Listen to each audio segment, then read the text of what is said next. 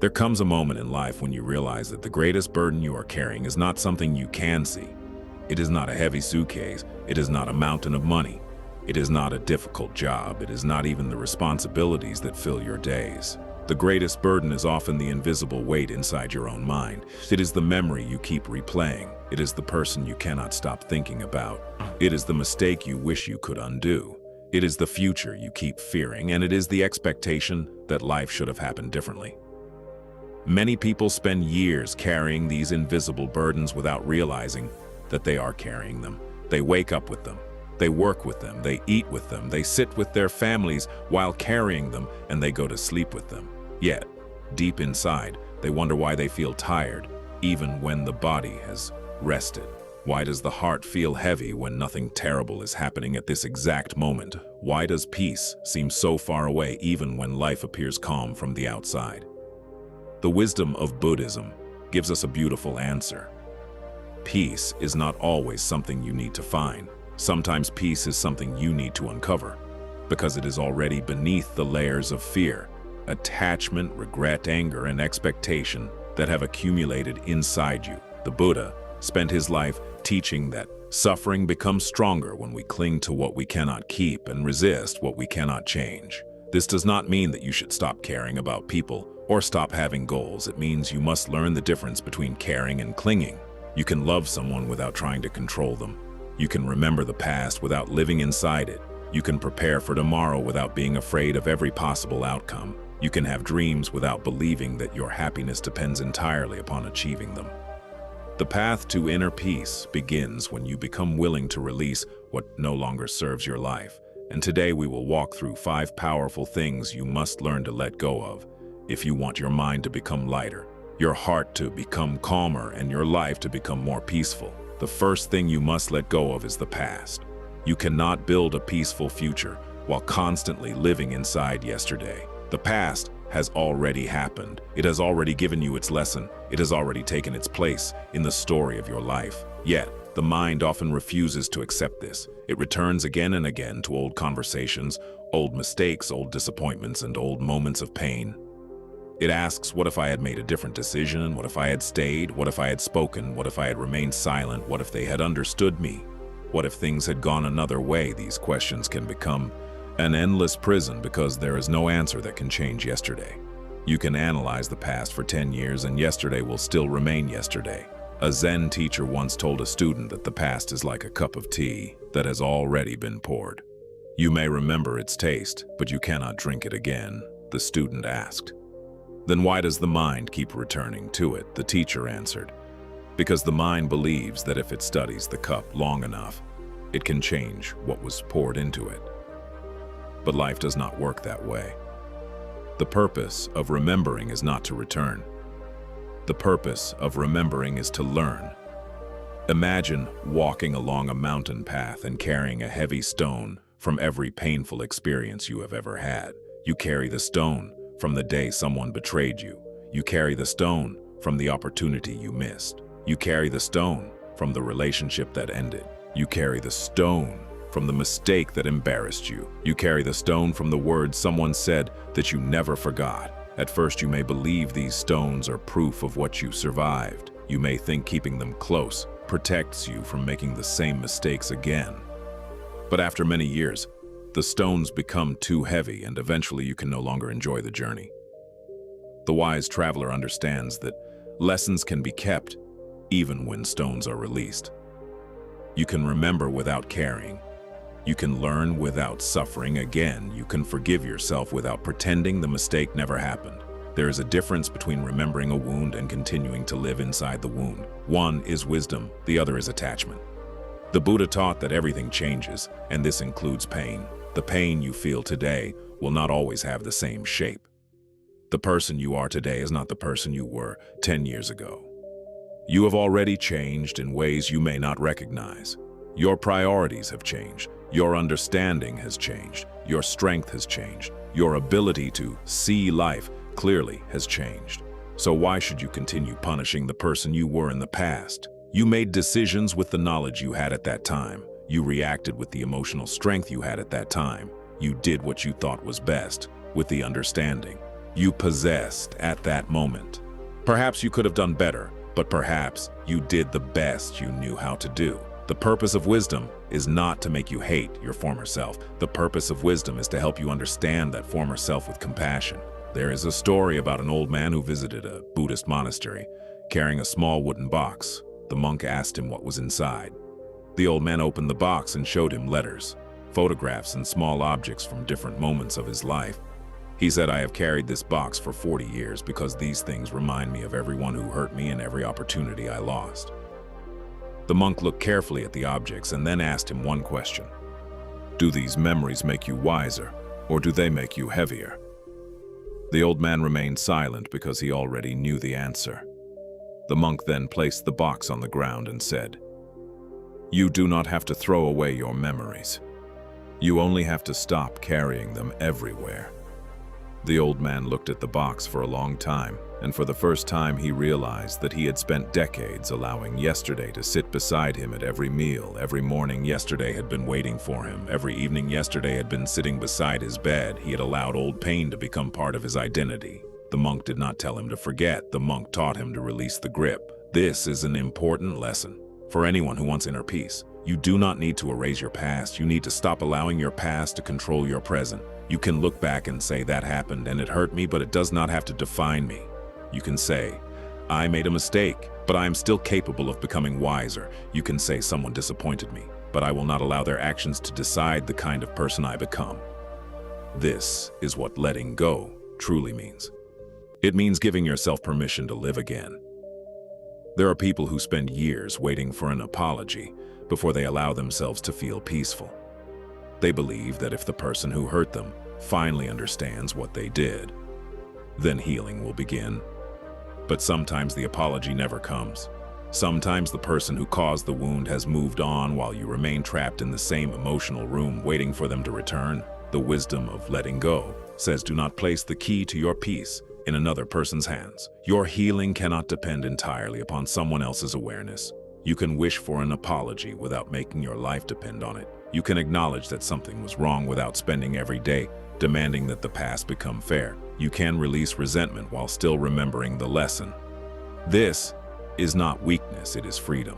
Imagine holding a burning piece of coal because you want to throw it at someone who hurt you. The longer you hold it, the more you suffer. The other person may not even know you are holding it. You think your anger is punishing them, but in reality, your own hand is burning. Letting go means dropping the coal. It does not mean saying what happened was acceptable. It means deciding that your future deserves more attention than your anger. The second thing you must let go of is the need to control everything. This is one of the deepest sources of overthinking. The mind wants certainty. It wants guarantees. It wants to know what will happen tomorrow. It wants to know whether every decision will succeed. It wants to know whether every relationship will last. It wants to know whether every plan will work, but life does not provide these guarantees. The more you demand certainty from an uncertain world, the more anxious you become. There are things you can influence and there are things you cannot. You can control how you speak. You can control whether you show kindness. You can control how honestly you work. You can control whether you take responsibility for your actions, but you cannot control what another person thinks. You cannot control every event. You cannot control every outcome. You cannot control how quickly life changes. You cannot control whether someone stays. You cannot control whether the weather follows your plans, and you cannot control whether tomorrow brings exactly what you expected. Zen wisdom teaches us to distinguish between effort and attachment. You can make your best effort without demanding a specific result. You can plant a seed, water the soil, and protect the plant, but you cannot command the flower to open at the exact moment you want. This is how life works. You can prepare for an opportunity, but you cannot force the opportunity to arrive. You can love someone sincerely, but you cannot force them to love you in the same way. You can work hard, but you cannot control every consequence. You can make wise decisions, but you cannot guarantee that every decision will lead to a perfect outcome. A peaceful person does not stop trying. A peaceful person simply stops believing that control is the same thing as security. There was once a monk who lived near a river. A young man came to him and complained that his life was not going according to plan. He had planned his career, he had planned his finances, he had planned his family life, and he had planned his future. Yet one by one, things changed. The monk listened quietly and then took the young man to the river. He pointed toward the water and asked the young man to command the river to flow differently. The young man laughed and said, "That is impossible." The monk replied, "Then why do you spend your life demanding that everything else behave differently from its nature?" The river flows because it accepts the shape of the land. It does not waste energy arguing with every stone. It moves around obstacles. It becomes narrow when the path becomes narrow. It becomes wide when the valley opens. It continues toward the ocean without needing every part of the journey to be predictable. The monk explained that wisdom is not the ability to control the river. Wisdom is learning how to travel with it. There will be moments when you must act. There will be moments when you must wait. There will be moments when you must change direction. And there will be moments when you must simply accept what has arrived. This is not surrender to weakness. It is cooperation with reality. Many people misunderstand acceptance because they believe acceptance means doing nothing. But acceptance is actually the beginning of clear action. When you accept reality, you can finally see what is possible. If you refuse to accept that a relationship has changed, you may spend years trying to recreate something that no longer exists. If you refuse to accept that you are entering a new stage of life, you may waste energy trying to return to an earlier version of yourself. If you refuse to accept uncertainty, you may become trapped in endless planning. But when you accept the truth, you can ask a better question. What can I do now? That question brings you back to the present. It brings your attention away from imaginary futures and toward the one place where your actions actually matter. The third thing you must let go of is the need for everyone to understand you. This may be difficult because human beings naturally want to be understood. We want our intentions to be recognized. We want our kindness to be appreciated. We want people to know that we meant well. We want our family to understand our decisions. We want old friends to remember who we were. We want people who judged us to finally see the truth. But the desire to be understood can become a hidden form of attachment. You can spend years explaining yourself to people who have already decided what they believe about you. Some people will misunderstand you, no matter how carefully you explain. Some people will judge you through their own experiences. Some people will hear your words through their own fears, and some people simply do not want to understand. The Zen response is not to become bitter, it is to become free. You do not need to convince everyone of your worth. Your life can speak more clearly than your explanations. There is great peace in realizing that you are allowed to be misunderstood. Sometimes silence is not weakness. Sometimes silence is the wisdom of refusing to enter a battle that has no purpose. Imagine standing beside a lake and throwing stones into the water because you want the lake to understand you. Each stone creates ripples, but the lake never argues. It simply receives the stone and returns to stillness. People can throw their opinions into your life. They can criticize you, they can misunderstand you, they can make assumptions about your choices, but you do not have to become every ripple they create. You can remain still inside yourself. You can listen when criticism contains wisdom. You can correct yourself when you are wrong, but you do not need to chase every opinion and defend every decision. There is a difference between accountability and approval. Accountability means you are willing to look honestly at yourself. Approval means you need everyone else to validate you. The first creates growth. The second creates exhaustion. You will discover that as you get older, peace becomes more valuable than being understood by everyone. You begin to realize that not every conversation needs a response. Not every accusation needs a defense. Not every misunderstanding needs a correction. Sometimes the healthiest response is to live quietly and let time reveal what words cannot. There is a beautiful Zen story about a monk who was falsely accused by a villager. The monk did not argue. The villager continued spreading the accusation for months. Finally, another person discovered the truth and came to apologize to the monk. The monk simply smiled and said, "Thank you." The person asked, "Why are you thanking me?" The monk replied, "Because I learned that my peace does not have to depend on other people's opinions." The accusation was not true, but my suffering would have become true if I had allowed it to occupy my mind. The monk understood something profound. Your reputation may matter, but your inner peace matters too. You can protect your integrity without becoming obsessed with proving yourself. The fourth thing you must let go of is the expectation that life should always be fair. This may be one of the hardest lessons to accept because deep inside most people carry an invisible contract with life. They believe that if they work hard, they should succeed. If they are kind, people should be kind in return. If they love sincerely, they should never be hurt. If they make good decisions, bad things should not happen. But life does not follow such a simple formula. Good people can experience difficult seasons. Wise people can make mistakes. Honest people can be betrayed. Hardworking people can fail, and loving people can lose. Someone they deeply care about. Buddhism does not teach us to become cynical about life. It teaches us to stop demanding that reality, follow our expectations. The moment you stop saying this should not be happening, you create space to ask, what can I learn from what is happening? This does not make pain disappear, but it transforms your relationship with pain. Imagine a tree growing on the side of a mountain. The tree does not complain that the wind is too strong. It grows stronger roots. The tree does not complain that the winter is cold. It becomes still and waits for spring. The tree does not demand perfect conditions before continuing to live. It adapts, it grows. It bends when necessary and stands when necessary. Life may not always give you what you deserve, but you can still decide what kind of person you will become because of what life gives you. You may not be able to choose every chapter, but you can choose how you read it.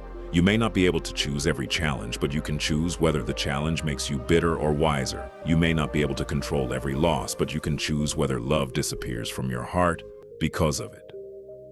This is where Buddhist wisdom becomes deeply practical. It does not ask you to pretend that pain is beautiful. It asks you to understand that pain can become a teacher when you stop running from it. A person who has experienced loss may develop deeper compassion.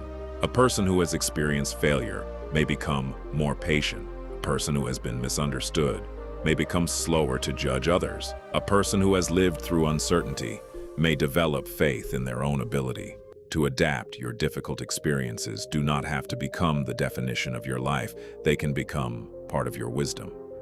The fifth thing you must let go of is the belief that you are running out of time. This lesson becomes especially important as we grow older. Many people reach their 40s, 50s, or 60s and begin looking backward. They compare their current life with the life they imagined when they were younger. They see what they achieved and what they did not achieve. They think about opportunities that passed. They notice changes in their bodies. They watch their children become adults. They see friends moving into different stages of life. And sometimes they quietly wonder, did I waste my time? Is it too late to begin again? Is it too late to become happy? Is it too late to change? Is it too late to find purpose? The answer is simple. It is not too late to live differently. The mind often creates an imaginary deadline for happiness. It says by this age, you should have achieved this. By that age, you should have experienced that. But life is not a competition, and there is no universal schedule for becoming yourself.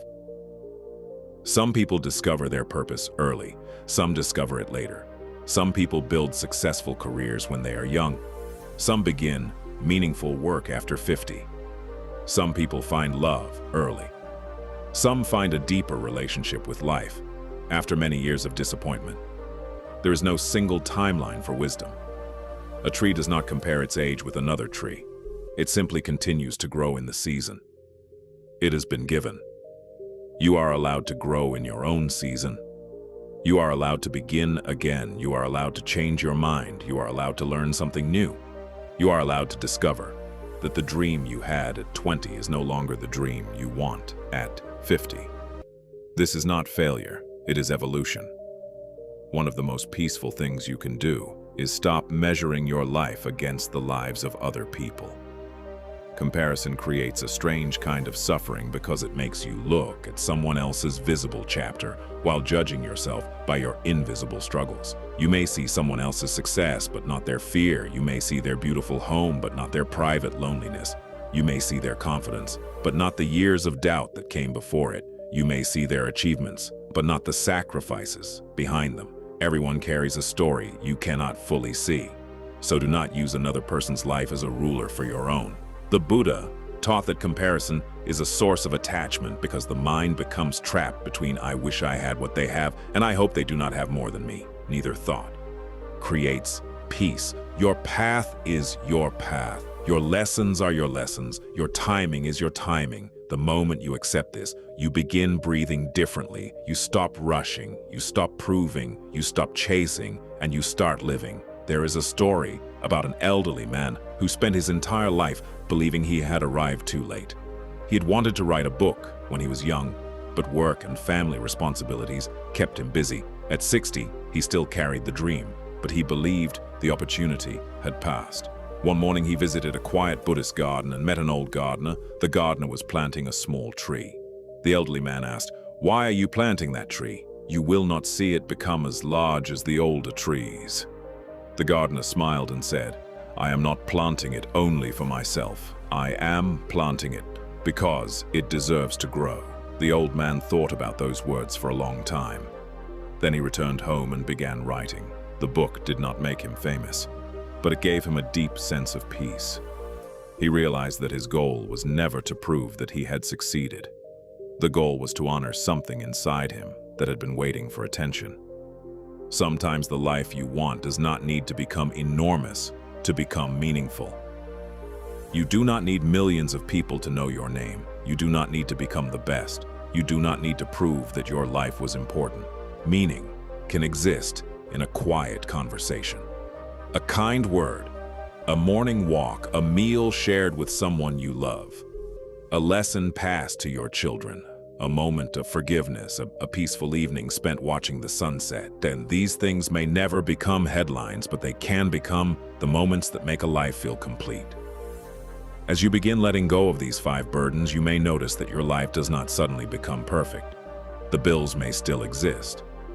People may still disappoint you. The future may still be uncertain. Your body may still change and problems may still arrive, but something inside you becomes different. You stop demanding that life remove every difficulty before you allow yourself to feel peace. You begin to understand that peace is not the absence of problems. Peace is the ability to remain grounded while problems move around you. A lake can remain deep even when the surface is disturbed. A mountain can remain still while clouds pass over it. Your mind can learn the same stability. You can feel sadness without becoming sadness. You can experience fear without becoming fear. You can remember the past without returning to it. You can care about the future without living inside it. You can love people without controlling them.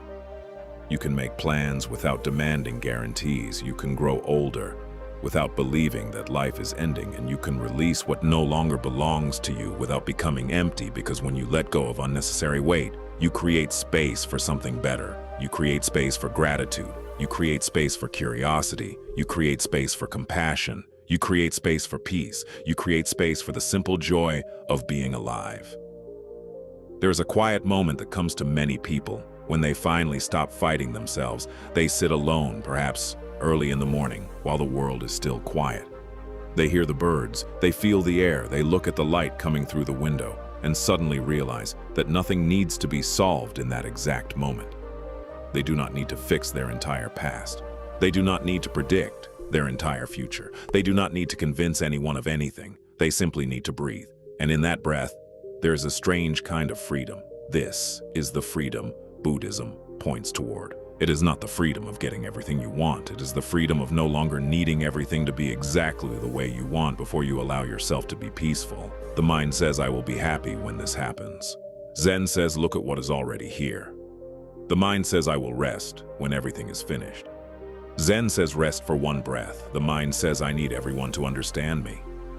Zen says, "Understand yourself." The mind says, "I must control tomorrow." Zen says, "Live today." The mind says, "I cannot let go." Zen says gently, "Open your hand," and perhaps this is the greatest lesson of all. Sometimes peace does not arrive because life has finally given you everything you wanted. Sometimes peace arrives because you finally stop demanding that life carry what only your heart can release. You have carried enough, you have worried enough, you have replayed enough, you have tried to control enough. You have explained enough, you have compared enough. Now it is time to breathe, now it is time to release. Now it is time to return to yourself. The past can remain where it belongs. The future can arrive when it is ready. Other people's opinions can remain outside your heart. Life can unfold without your constant supervision. and your age can become a source of wisdom rather than a reason for regret. You are not late. You are not broken. You are not required to have everything figured out. You are a human being walking through a changing world, and every day gives you another opportunity to become a little more peaceful, a little more aware, and a little more free. So tonight, when you sit quietly and the old thoughts begin returning, remember that you do not have to fight them.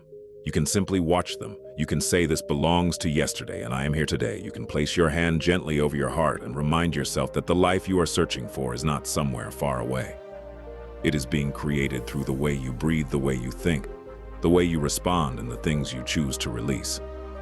Let the past teach you, but do not let it imprison you. Let the future inspire you, but do not let it frighten you.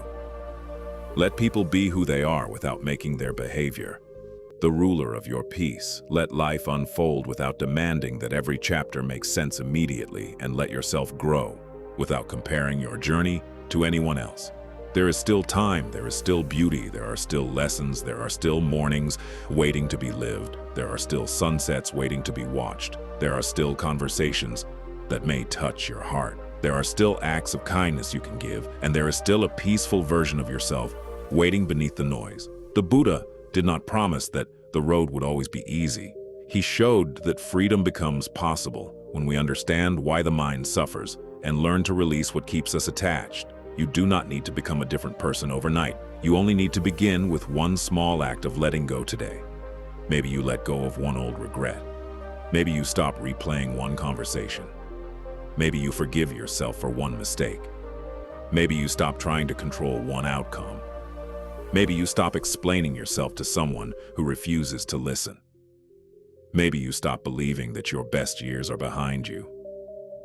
One small release can become another and another, and eventually you may look back and realize that the weight you carried for years has become lighter, because you finally learned that you were never required to carry it forever.